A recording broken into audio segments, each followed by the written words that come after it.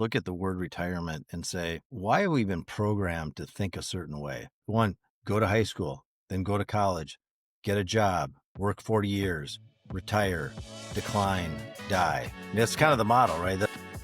You are listening to Advise with Rick Lucchini. We're back with part two. Scott Jagodzinski. We just did Harder to Kill. If you have not listened to that, if you are anybody, go back and listen to it. If you're a man over 50, you need to stop this. Go back and listen to Harder to Kill. Today, we're talking about why retirement is broken and how reinvention should be the new model. Scott, let's just go there. Let's unpack that a little bit. I've been saying this for a long time.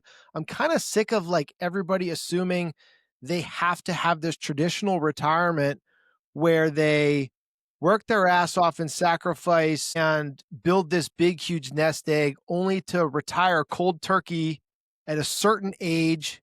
For most people in their mind, it's either 62 or 65, which only is because it aligns with Social Security or Medicare, which is crazy to me, right? You can retire at 40 if you have enough money. It doesn't mean anything.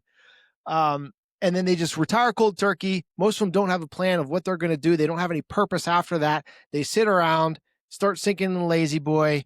And a few months later, they're looking around like, is this it? Is this what I did it all for? Talk about reinvention and why that old model just doesn't work for successful guys that have drive. Well, I think if you pull back and just look at the word retirement and say, why have we been programmed to think a certain way?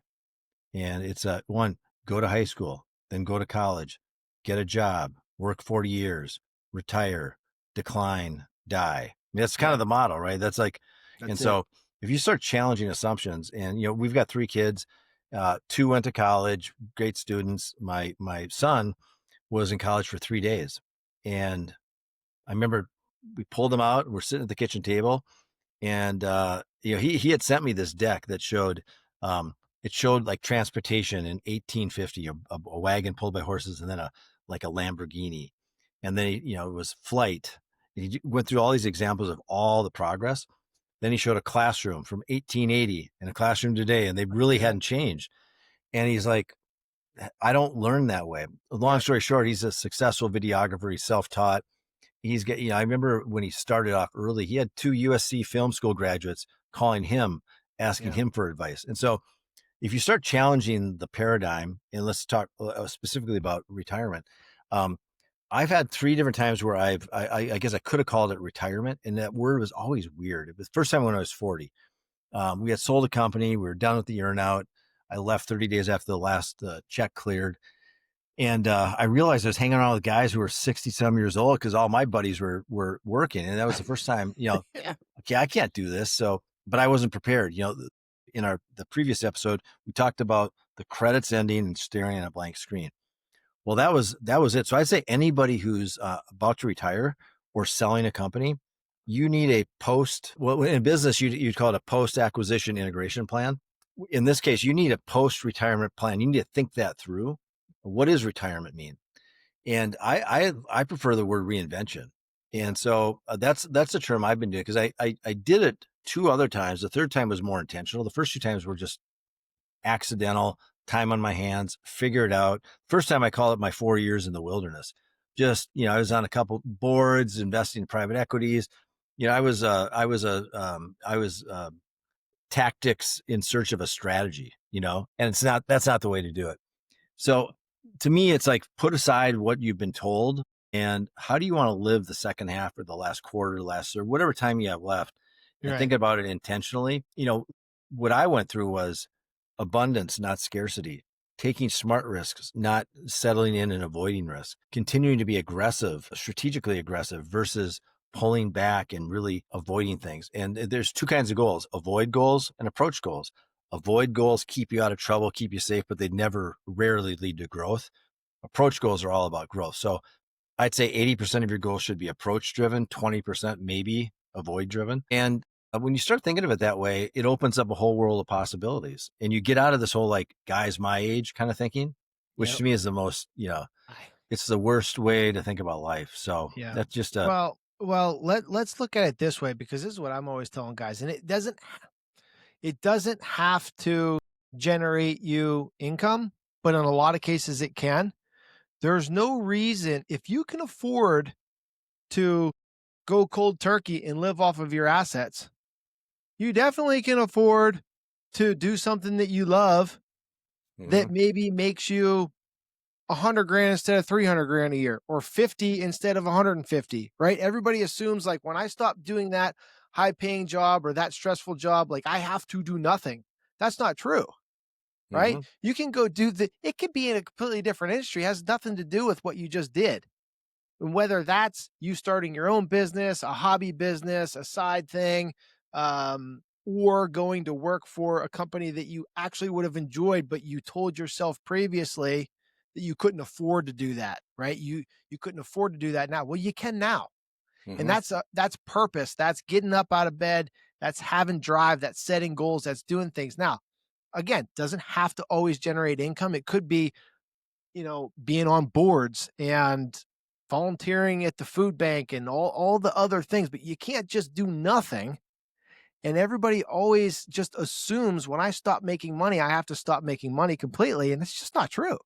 Right. Right. Exactly. And I think maybe we should set some, um, uh, I don't know if they're table stakes or guidelines, but I'm the last guy that would give anybody advice on if you haven't saved up for retirement, here's how you should do that. That's not my expertise. Yeah. But if you've got if you've got the calculus figured out, um, I call it burn, just like in a business. What's your monthly burn, your annual Yep. burn? What's your income? If you're positive, you don't have a problem. If you're invested appropriately, Yep. now it's not about that. So that's more you and your competitive set. That's like just the number side of it. So like Yep. assume that's figured out. Assume we have the cash flows figured out. I tell you, you could retire 1.5 times. You're good. Stop tomorrow. Yep, exactly. So if you've got that checked off, now you look at it and go, if you've been a W-2 employee your whole life, this is probably going to be more challenging, but it's very Yeah. doable. So if you're used to just following somebody else's playbook, what I would invite you to do is you get to create your own playbook. Now that can be paralyzing or freeing, Yeah. and that's a choice. You get to choose how you react to that. And it's about curiosity and exploration. I've been an entrepreneur for quite 3 decades now, so I love that stuff. I'm Yeah. comfortable with uncertainty and risk, but a lot of people aren't. So it's like, well, that's why I like the line "Bet the garden, not the farm." So let's go out and let's use something like, if you're familiar with the Lean Business Canvas, it's a one sheet thing that helps you look at an opportunity. It looks at the problem you're trying to solve. It looks at the target market you're going after. It looks at the capital requirements. It looks at the solution you're going to bring. And so if you apply that to your personal life and say, well, like, let's just say you're a finance guy for your whole life. So what's your passion? I have one of our guys in our group. He loves baseball. He would like to do go around the state and basically have a branded vehicle for the Minnesota Twins in this case. And he wants to bring Little League back to life. He wants to reinvigorate this thing. It's a really cool vision that he's got. And so it's like, well, okay, that's a cool thing. What problem are you solving? Well, he wants to get more youth into baseball. Okay, that's a cool problem to solve. But what's the capital you need? He's done some thinking on that. What would you do? It's kind of barnstorming, and you'd set up games, you do recruiting. So you just start going through this process of how would you actually go about it? And you got to be careful of coming up with all the reasons why it's not going to work. It just kills your dream That's right too away. easy. Yeah. Yeah. So come up with, if there were no constraints and no obstacles, everything you touched was going to work. That's why I bet the garden, not the farm. You're probably going to be wrong out of the gate, but you're going to learn from those little things. So you might, I don't know, $250 to hire a guy on Fiverr to do some market research for you. Yeah. And then you get that and you go look at it and go, okay, maybe there is an opportunity here. So I'm working on a tool, and this is going to be book number 2, to help guys go through that process, because I think unless you're an entrepreneur, that's probably where you're DOA. You don't even know how to start. So it's like helping guys figure out how to start, and don't overcomplicate it. Like, what are you passionate about? What do you really like doing? Yeah. I have a friend, he decided to go to chaplain school. He was just curious about the Bible and increasing his faith. So he's like, I'm going to school, going to become a chaplain. And so he just did it. You make a good point about being an entrepreneur, because I probably do say that too freely because that's how I feel. because I don't want to sit still. Like I do want to be always working towards something to grow something or build something or make something.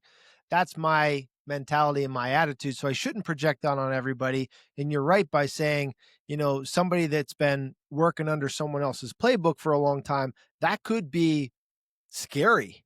That Mhm. could be paralyzing. And so having some sort of a framework or a playbook to get started on would be very helpful, because to me, it's like, oh, I get to do whatever I want and still like that doesn't have to immediately be successful so that I can keep a roof over my kid's head. That's like the dream world for me. Mhm. But for a lot of other people, it's just, where do I start? Where do I start? So I think that is really interesting, because I do maybe project that a little bit too much. Like, why are you sitting still? Go do, you're still young, Well, go do things. I think a good thing that might give people some confidence to start is this whole idea of learning in public. So if you just get over yourself and say, nobody's really watching, nobody really cares. So it's like Yeah. these fears we have. So it's like going out and learning in public. When I first started posting on LinkedIn, I look back down and laugh, but I took a course from a guy, and the course was every morning at 6 a.m. for 90 minutes. And I didn't miss one of them. And his whole thing was, I'm going to teach you how to write in Twitter, and then I'm going to teach you how to create a thread. So multiple parts of a tweet. That's going to lead to an article, and then articles lead to a book. And so it's like literally a tweet will lead to a book. 4 years later, I wrote a book. And so Right. I trace it to that exercise. I think I paid $250 for the course, super cheap. It was fascinating. And I just learned in public, and they were Yeah. all, I joke, like I started out as a crappy writer. Now I'm just below average, but Yeah. that's a big improvement. That's a And big so, improvement. Yeah. and I've done 156 newsletters now. That's 3+. I think this weekend will be 3 years, if I remember right. I think it's right about there. And so whether you want to write something creative, I think is a great way, because when you're writing, you can get your thoughts out on paper. So like literally, like, here's one way you can do it. Start writing a blog about reinventing your life, and you don't have a clue, and you're just going to learn in public about it. Yeah. And so, I read this book. Here's what I learned. Well, I don't want to be a gardener, or I want, I want to be a sheepdog trainer. I don't know what your people's interests are, but when you just like open the kimono and you're a little more vulnerable Yep. and share, and then you get on social media and ask for advice, and you're willing to like disregard the trolls and just listen. Yeah. You and I met through LinkedIn. That's right. Here we are doing our second podcast. So I think having this, again, this explorer mindset, being Yeah. curious, thinking about what could go right versus what could go wrong. Yeah. And one of our guys in our group was talking about starting, one of my friends, Antonio Neves, has this concept called the man morning walk. And it's like him and like 6 of his buddies or so, and they go out for a walk once a week. And each one of them talks about what are they celebrating and what are they navigating. And it's great because it's just guys walking, and it's a really cathartic thing and builds relationships. Well, this guy in our group was saying, I want to start one of those. And he was going down to, what if nobody shows up, and all these negatives. I said, hey, what if too many people show up? What if it You have goes to split it really into two well? groups. Yeah. Right. Yeah, it's like, what if you flip every question you have to the reciprocal question? Yeah. What if it goes so well, I don't have time to do this? I got to hire somebody, or Yeah. recruit somebody. And so I think getting out of those mental traps of what could go wrong, and a part of this is just how we're wired. We're wired as humans to avoid risk. That's just, Yeah. we're meant to be lazy, to conserve energy, and to be ready to react to that, saber-toothed tiger, or something Yeah. that's coming out of the wild. Guess what? That doesn't exist anymore. And again, that's a big part of the mindset stuff we talked about in the last episode, is That's right. the Henry Ford quote, whether you think you can or can't, either way, you're right. So, you get to decide. And, Yeah. and I've discovered more fun things by doing this. I've met more cool people that have led to experiences by just being vulnerable in public, and just being a learner, being a beginner at something. Yep. And, man, the world conspires to make your dreams come true. There's a Paulo Coelho, he wrote The Alchemist. There's a quote by him to that effect, but you just got to go do it. It's like all these cliches we hear and these little tropes, But it's they're all just so true, true. man. Just get started. And here's something that's interesting that I notice, and is kind of what I keep going back to is, and listen, you don't want to start a business or like, cool, there's other things that can give you purpose. Figure them out before you retire.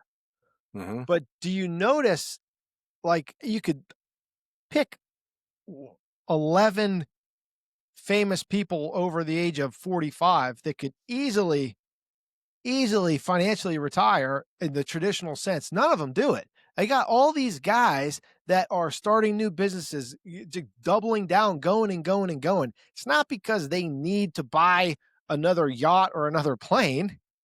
They're financially free. It's because they have drive to build and to have purpose, and they want to keep moving the goalposts so that they keep having something to wake up for and work for. And at a smaller scale, we all can kind of learn from that. And that's what I'm saying. It doesn't have to be going out there and founding the next tech company, but you could go from medical sales to food truck owner in your retirement, because that's what you actually always had a passion for. That's what you're always doing in your free time.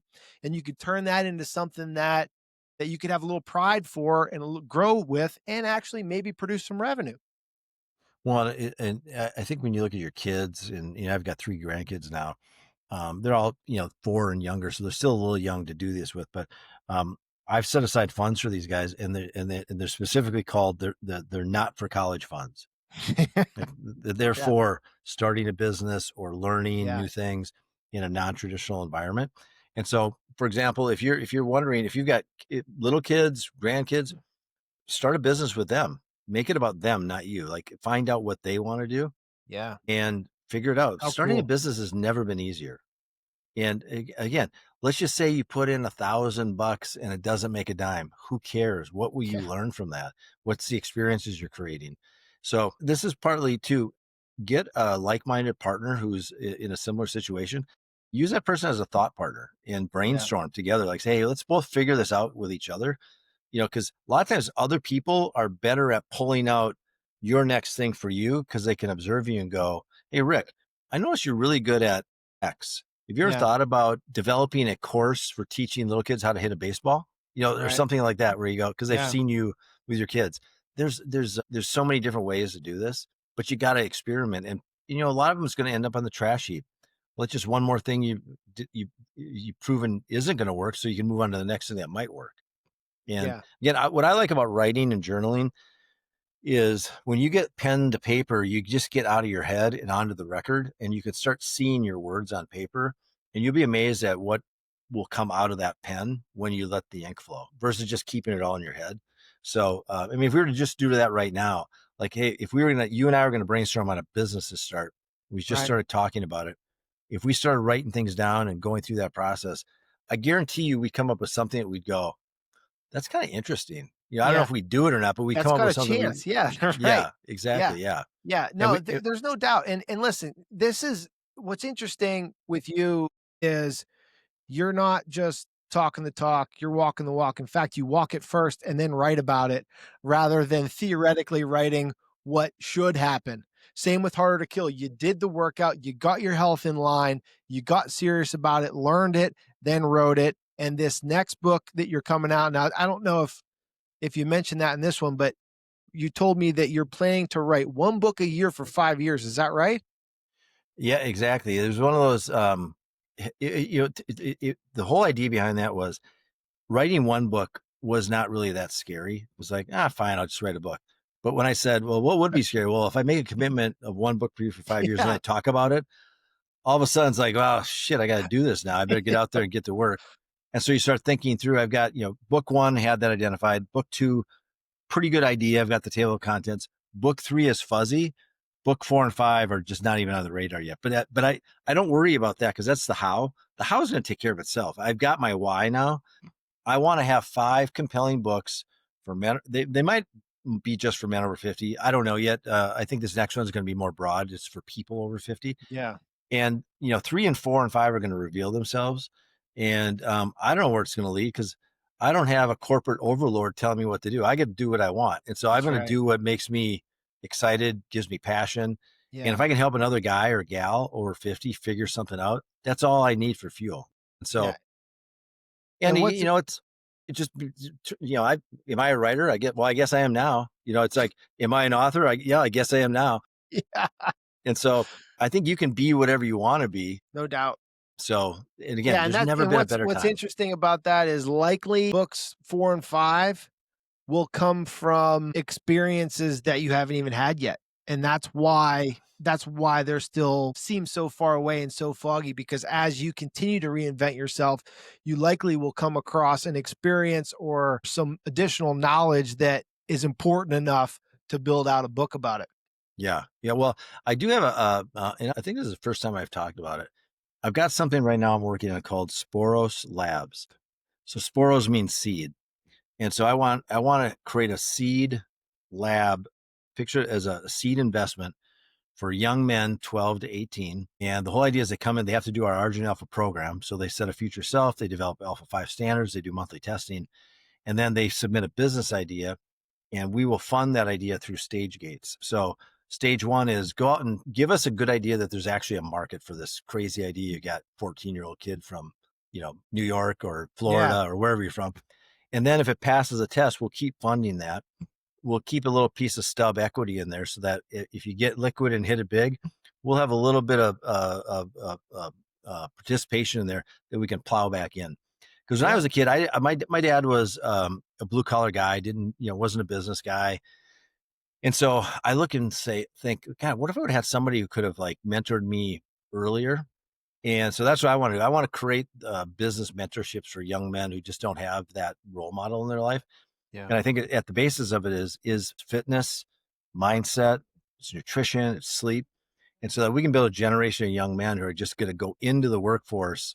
Even if they don't become entrepreneurs, they have just got they're put together and ready for life. Yeah, they're not reading Harder to Kill at 55 trying to retroactively get all this stuff in line. It's been Right. ingrained in them and they've been living their life that way. Now it would be crazy to not be doing that already by the time they hit 55.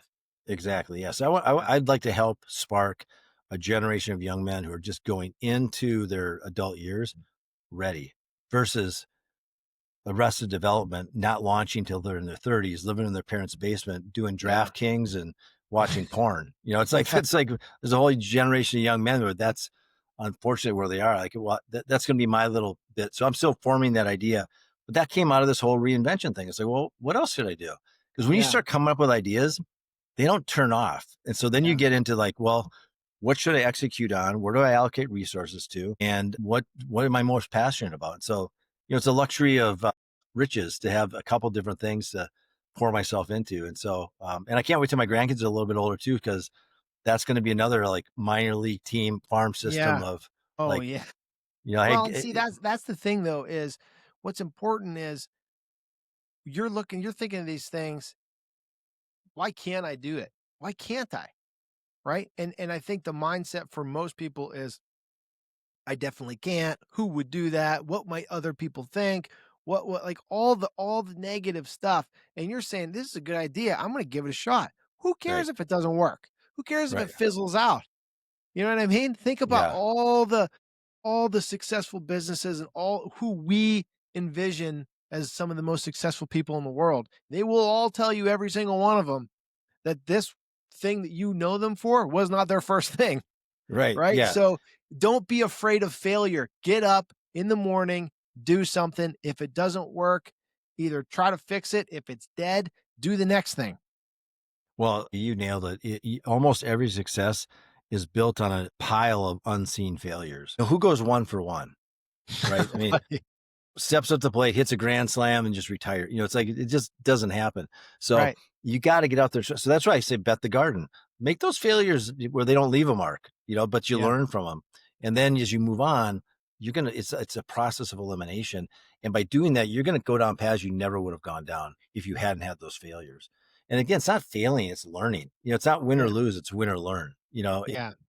And when you embrace that, man, it's just like everything takes on a whole different look and 100%. feel. And it's hard to do. Like this is simple things, not easy things, right? It's hard to do. It's hard to get out of that mindset if you've been in it for a long time. And it was hard for me. Now, like you said, we've met on LinkedIn. I post stuff on LinkedIn, man. You don't like it, I don't care. You want to say some nasty shit about it, I don't care. Right? It's there for a reason. It's helped somebody. Somebody Yep. read it, connected to it. I don't worry about that stuff. I started this podcast that you're on right now and I had no idea how to do a podcast. I just told my wife I should do that. And then Yeah. once I announced it, I had to freaking figure it out, right? So like you just do things, figure it out. I can promise you that episode 1 is not nearly as good as episode 40 that we're on right now. That's just the way it goes. And so we got the health nailed down. If you have not listened to our previous episode with Scott, it's Harder to Kill. Go check it out. Please, please, please. That is the most important. You cannot reinvent yourself if you're not healthy. So we got the health figured out. Give our listeners something to leave with if they wanted to start thinking about retirement a little bit differently. They love what you're talking about. Maybe this is a new phase instead of just like a slow decline and like a rest period. What's something that they can walk away and do today to start that process? Well, for me, the book Hero on a Mission by Donald Miller was really good because when you learn the roles, hero, the guide, victim, and villain, you can't be a guide unless you've been a hero in your own life. So you earn guide status. Okay. So you learn the roles. And then Donald Miller talks about this whole idea of like, you don't want the story to end, go into the end credits and face a blank screen. So it's not a book about retirement, but when you learn about the different roles and how you want to write your own story and create the role you're going to live in that story, it's a natural segue into this conversation. Okay. And so that'd be like, I think, a top resource I would recommend. And after that, I don't really have a good one. I think the Japanese word, is it ikigai? I think it's a combination of what are you good at? Right. What can you get paid for? What does the world need? Now I might be botching that, but it's this picture, this Venn diagram. That's another thing to play around with. So it's IKIGAI, I think. But if you Google that word, that's another helpful tool because you could sit down there and write and go, okay, what am I good at? List all the things. What could you get paid for? And that's not a requirement. That's like hey, if you can get paid, why not get paid? But don't make that a requirement, Right. And then what does the world need? Because that's back to the solving a problem. Because I think a lot of people, when they get into starting a business, they lose sight of, does anybody give a crap? Like, you have to be solving a problem for somebody. Yeah. That's what every business does, right? Nobody hires you unless they have a problem, right? The problem is, I don't know how to save for retirement. I don't know how to maximize wealth. I don't know how to minimize risk and maximize reward. Help me. So you got to be solving a problem. And when you start playing around with that, you'll be surprised. There'll be something that comes up. We all have something to offer. We all have unique skills and talents. And if you don't think you do, that's the first place that start, is realizing you do have something to give and tap into that potential. Yeah. I love it, man. Appreciate it. Guys, again, go back, listen to Harder to Kill, get yourself in shape, live your life. This is not over. This second chapter can be super powerful. And it starts with your health, reinvent your retirement, and be happy. Right. Thanks, Scott. Thanks. Appreciate it. All right, buddy.